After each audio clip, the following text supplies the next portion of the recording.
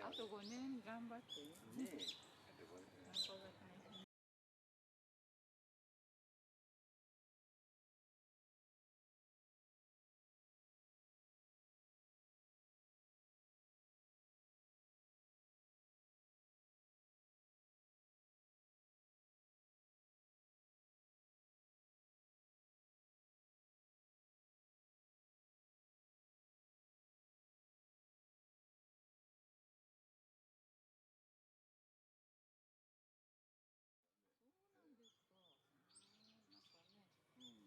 有名になっちゃって。そうですよね。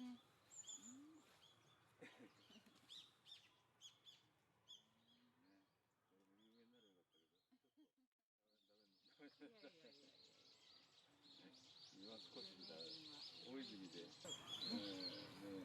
悪いことでもしてもすぐダメで出ちゃうし、すみません、ごめんなさい。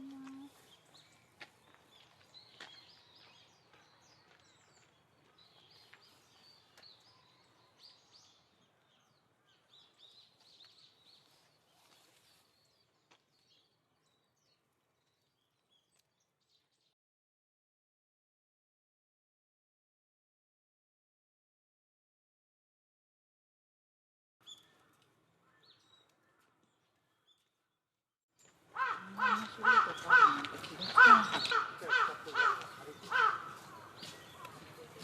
そう言ってるしたのがそっちの時間だな。ここはね、パークなんかとは全然違う。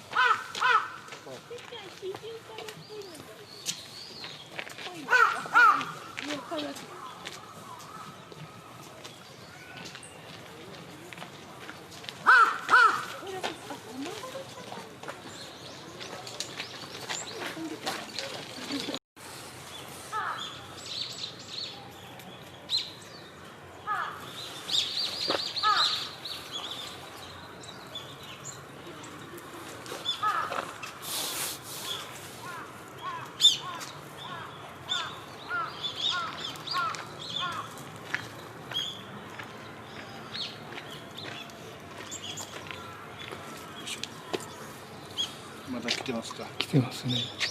誰か餌で入れたんでしょうかね。水浴びか。